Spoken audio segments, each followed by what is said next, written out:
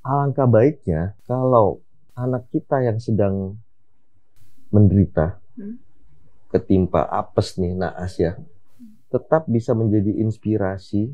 Tujuh memutuskan untuk berpisah, yang betul-betul kita obrolin itu bukan urusan kenapa kita pisah dan segala macam gitu. Itu udah basi, nggak perlu diobrolin lagi. Perjuangan dari Denada juga, ibunya, Iya. Aisyahnya juga gitu Iya, yang betul. masih mau terus kuat. Masih berat-beratnya kemoterapinya. Sebagai seorang pemakai, masa gue dihukum sama kayak bandar-bandar besar dengan jumlah barang bukti ribuan butir misalnya. Kan nggak masuk akal. Kuku semuanya membusuk, rambut hilang total semuanya, alis juga nggak ada, sampai bulu hidung aja juga rontok. Cukup dah, kapok.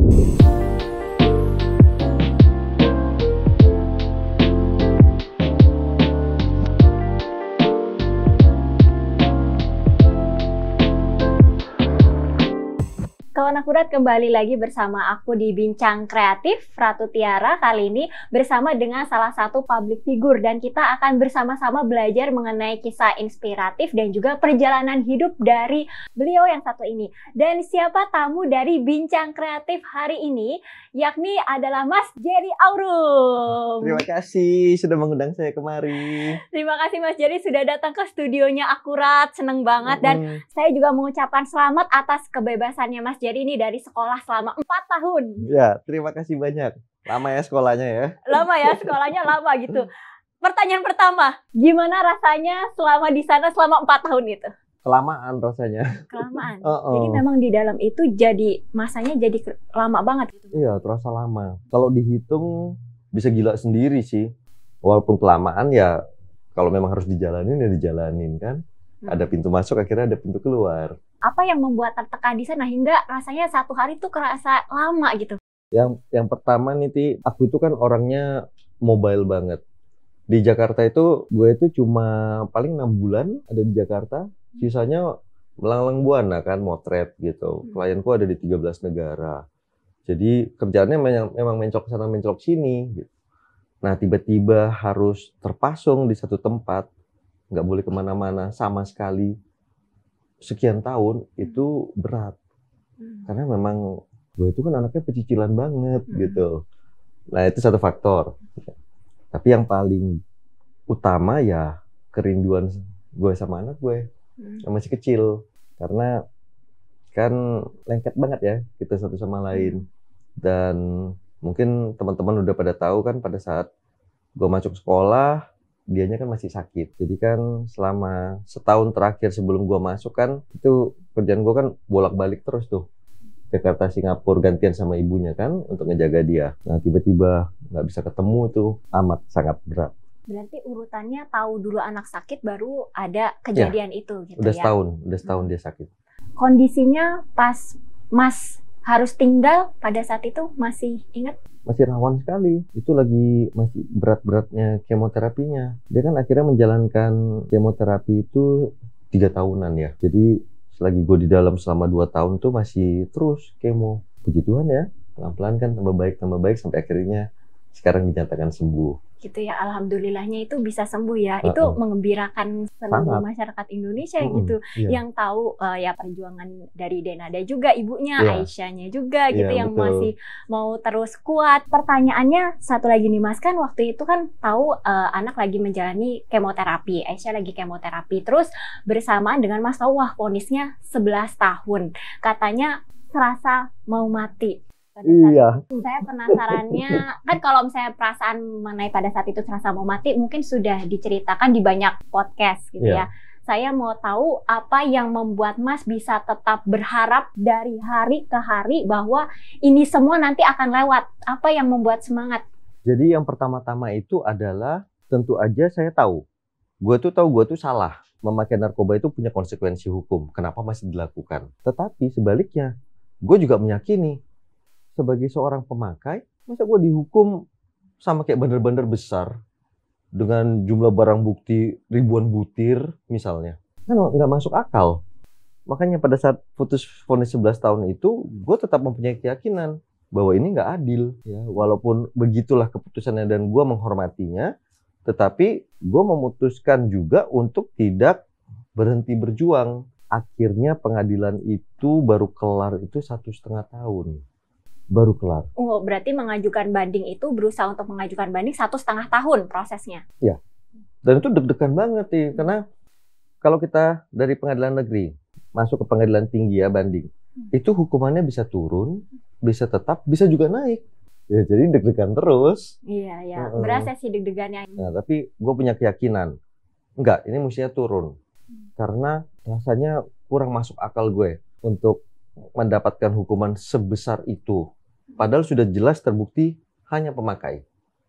Tidak pernah terbukti sama sekali dalam fakta persidangan bahwa ada mengedarkan dalam jumlah berapapun kepada siapapun. Nah, makanya waktu dikasasi akhirnya saya baca petikan putusannya. Kenapa turun dari 11 menjadi 7 tahun? Karena menurut para hakim di Mahkamah Agung terbukti hanya memakai untuk diri sendiri. Nah, dari 7 tahun itu kemudian saya mendapatkan remisi karena kelakuan baik dan sebagainya. Kira-kira remisinya itu sampai jumlahnya itu setahun. Kan udah tereduksi nih selama setahun. Yeah. Jadi dari 7 katakanlah jadi 6. Yeah. Nah, pembebasan bersyarat itu adalah 2/3 dari 6 tahun tersebut. Oke, saya keluar setelah 4 tahun. Nah, jadi keluar setelah 4 tahun gitu ya. Pernah nggak sih pada saat divonis 11 tahun nih mengajukan untuk rehabilitasi? Ya, gua mengajukan. Terus apa yang membuat rehabilitasi itu nggak digolin? Karena ada, setahu gue ya, karena ada surat edaran Mahkamah Agung tahun berapa gitu ya, yang mengatakan bahwa untuk direhabilitasi itu jumlah barang buktinya harus di bawah berapa gram gitu. Dan jumlah barang bukti yang gue punya melebihi itu, batasnya itu.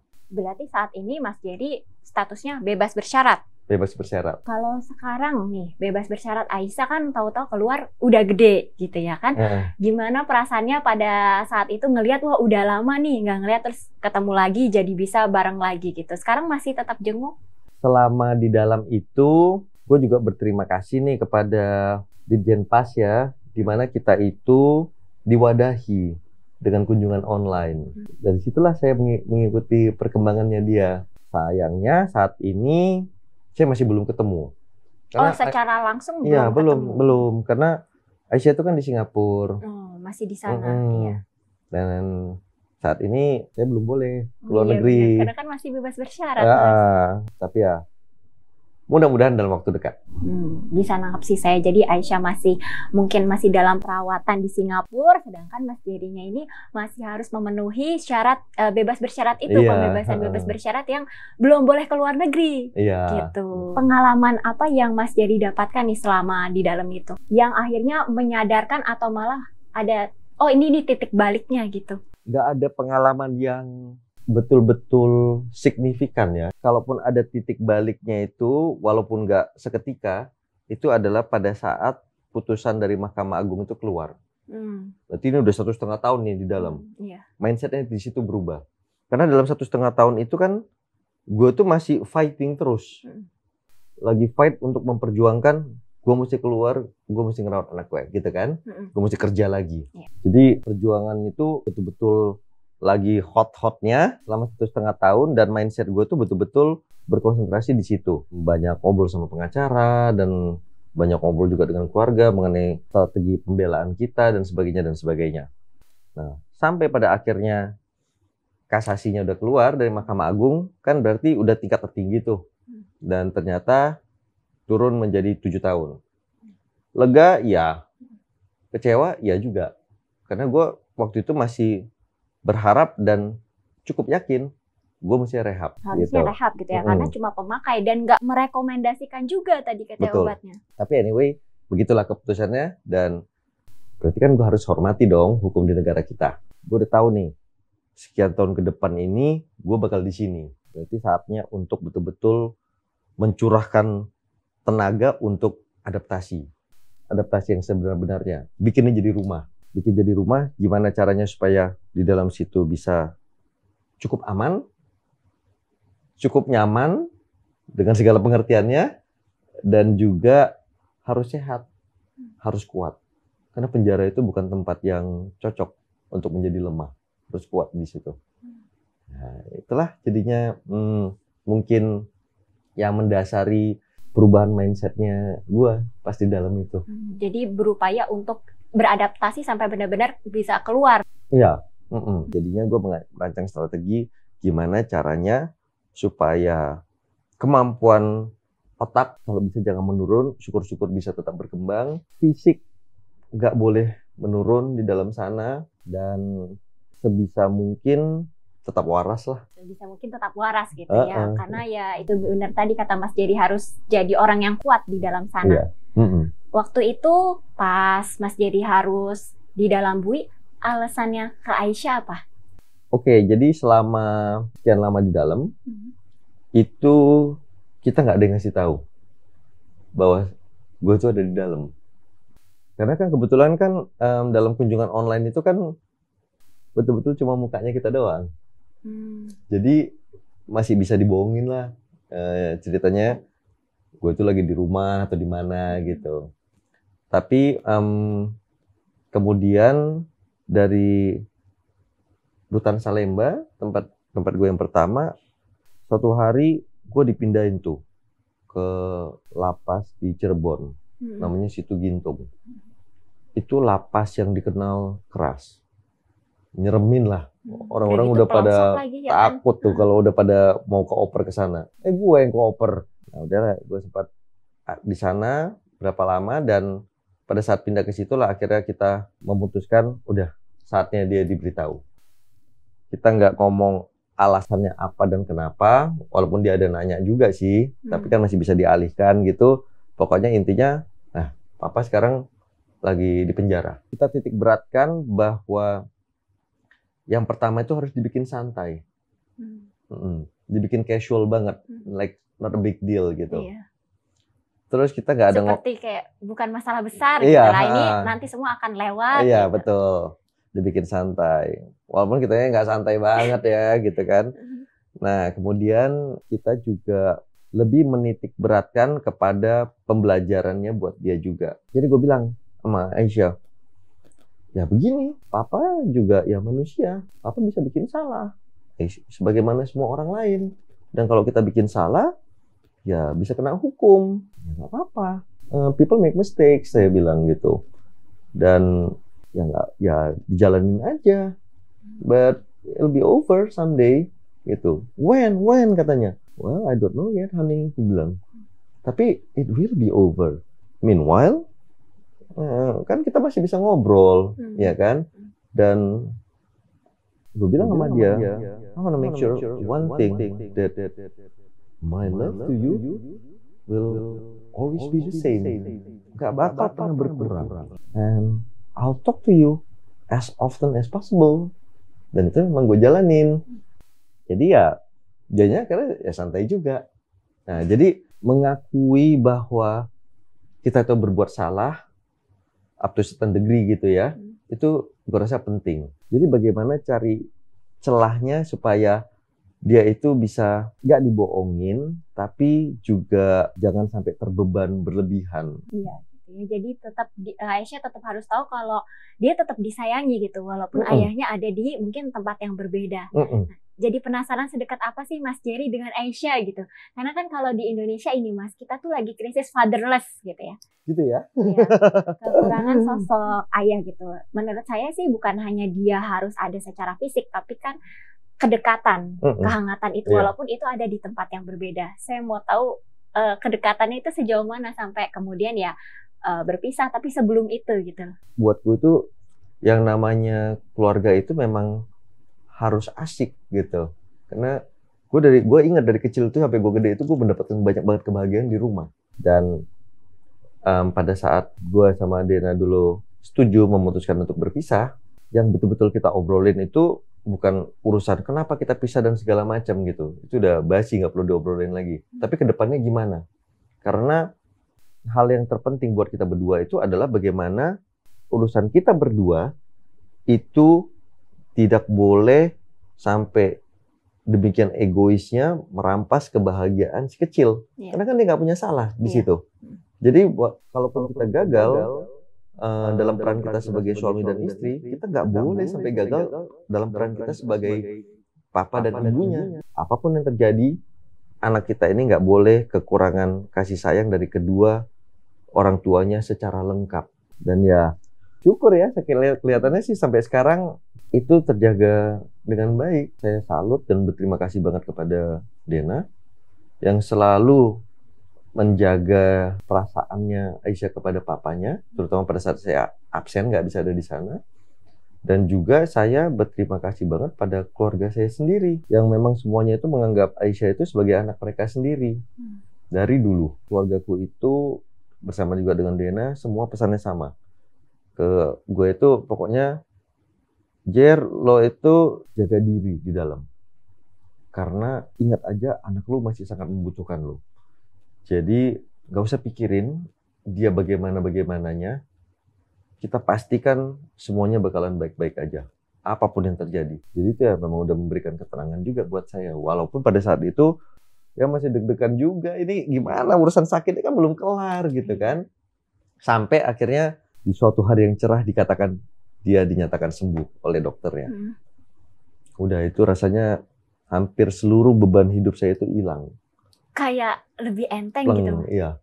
Nah jadi selama di dalam gue pikir ya, ini sebenarnya masuk penjara, nyereminnya itu nggak ada apa-apa dibandingin pada saat ngedenger anak itu harus sakit. Kemo. Iya benar. Kan kalau masyarakat Indonesia ini semua tahu kalau Denada berjuang untuk kesembuhan dari Aisyah gitu ya. Sampai ya jadi salah satu wanita inspiratif lah, banyak yang memuji gitu. Maksudnya ketangguhannya Dena gitu. Dikenal juga nggak pernah ngeluh juga, maksudnya secara publisitas juga nggak pernah ngeluh gitu. Kalau ke Mas Jerry, apakah pernah ada keluhan gitu selama dia berjuang? Nggak ada, kita memang sudah memutuskan bersama-sama soal itu. Dan nggak ada faedahnya sama sekali, terutama buat si kecil. Karena kita percaya, seorang anak itu nggak bodoh. Dia mungkin nggak bisa mengartikulasikannya semuanya dalam kata-katanya dia, tapi dia definitely punya intuisi yang biasanya lebih tajam daripada orang dewasa. Dia itu bakal bisa ngerasain kalau nggak punya semangat dan sebagainya, itu dia pasti tahu. Jadi itu yang harus kita jaga banget. Dan untuk menjaga kayak gitu, itu nggak bisa dualisme. Depan dia itu kita semangat, tetapi di depan teman-teman dan publik kita seolah-olah berteriak kasihanilah kami gitu. Nggak bisa. Justru di situ saya waktu itu ngomong sama Dena, alangkah baiknya kalau anak kita yang sedang menderita, ketimpa apes nih, naas ya, tetap bisa menjadi inspirasi dan bermanfaat, berfaedah buat orang banyak. Jadi kalau menurut saya, sebisa mungkin kita sebagai orang tuanya ikut, selain ngebantu dia, ngebantu juga anak-anak lain yang kemungkinan yang nasibnya sama dengan dia, supaya jangan sampai pada bablas, nggak terselamatkan, padahal ternyata bisa. Makanya kita juga berusaha untuk menggalakkan kesadaran orang-orang akan apa dan bagaimananya leukemia, terutama pada anak-anak. Nah, itu membuahkan hasil. Setelah sekian bulan, Aisyah dirawat di NUH ya, National University Hospital waktu itu di Singapura. Dokternya datang tuh ke saya sama Dena. Dia bilang, you know what, itu kira-kira setelah setahun ya. Karena Aisyah ini sekarang jumlah anak-anak Indonesia yang berobat ke Singapura pada kanker stadium awal yang masih jauh lebih gampang disembuhkan ketimbang stadium-stadium lanjutan, itu meningkat pesat dan jadinya lebih banyak yang bisa terselamatkan. Itu disampaikan langsung dokter ke kita. Jadi saya jadi satu pada kesimpulan bahwa justru keajaiban Aisyah itu bisa sembuh ya karena dari lingkungan positif yang dibentuk sedemikian rupa gitu, yang distrategikan sedemikian rupa gitu dari orang-orang di sekitarnya. Makanya itu nular ke dia gitu. Semangat itu nular ke dia, jadi dia ada kemauan mau sembuh. Jadi kayak bisa ngelewatin gitu ya, saya jadi merinding jadi. Iya, memang. Nah, itu harus diterapkan ke si kecil supaya dianya kuat ya.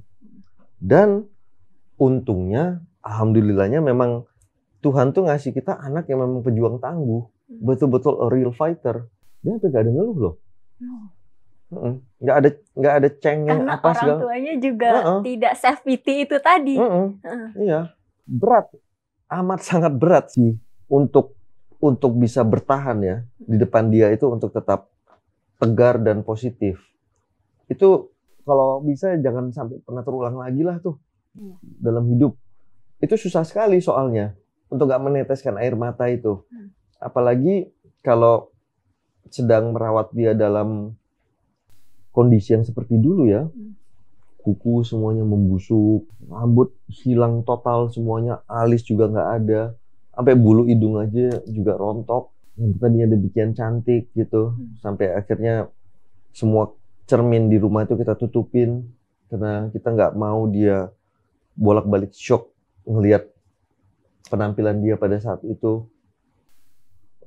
Bengkak satu badan, sampai ada satu waktu saya hampir nggak kenalin loh waktu saya sampai di Singapura.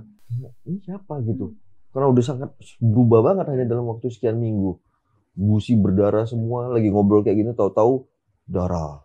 Nggak ada apa-apa, berdarah aja tuh kayak Dracula gitu. Darah semuanya, kita bersihin setiap malam. Nah, seperti itu berat. Tapi ya dianya kuat. Bagaimana bisa tetap kuat di depan dia gitu. Nah, kalau sekarang Aisyah apakah sudah tahu kalau ayahnya udah bebas, udah jadi tahu. bisa ketemu di Indonesia? Oh, udah tahu. Udah tahu. Itu yang hal yang gue lakukan pertama. Pertanyaan untuk juga teman-teman atau kawan-kawan Akurat juga Mas Jerry. Bagaimana cara Mas Jerry untuk agar tidak terjatuh lagi, kembali lagi ke tadi barang haram itu tadi? Dari sisi moralnya saya nggak berani ngejudge deh, baik buruknya dan segala macamnya. Tetapi yang perlu digarisbawahi adalah narkoba itu punya konsekuensi hukum yang nggak main-main. Ya, jadi itu bisa berat sekali. Jadi buat semua orang yang pengen nyoba-nyoba ya ingat-ingat itu, bahwa itu ada konsekuensinya. Nah, kalau untuk urusan tidak mencobanya lagi dan sebagainya, kalau buat saya sih gampang. Cukup dah penderitaannya. Saya udah ngerasain, ya kan, konsekuensinya itu dengan cara yang paling nggak enak lah. Jadi kalau buat gue sih ya udahlah, cukup dah, kapok. Jadi udah ngerasain enaknya ada di dalam sampai kayaknya mau nyicipin lagi. Oh udah enggak deh, udah menghabiskan banyak waktu, tenaga sisa, jadi kebuang yang harusnya untuk mungkin ada masa-masa untuk anak gitu kan, jadi teralihkan gitu di dalam. Bener-bener inspiratif banget Mas Jerry. Terima kasih banyak udah datang ke Akurat dan bersedia untuk bercerita tadi. Terima kasih banyak udah menerima saya di sini. Ternyata bener pikiran positif ya dari orang tuanya bisa berefek kepada dia. Semoga juga saya berharap pejuang-pejuang leukemia di luar sana yang lainnya itu juga bisa menjadikan kisah Aisyah ini sebagai inspirasi bahwa keajaiban itu pasti mungkin, bener gak Mas? Iya, betul. Jangan berhenti untuk percaya, berjuang terus karena perjuangan itu bagaimanapun juga akan ada hasilnya.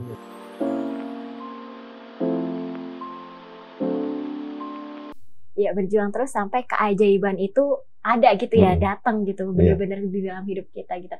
Mas Jerry, terima kasih udah datang ke Akurat dan ngobrol bareng sama aku di sini.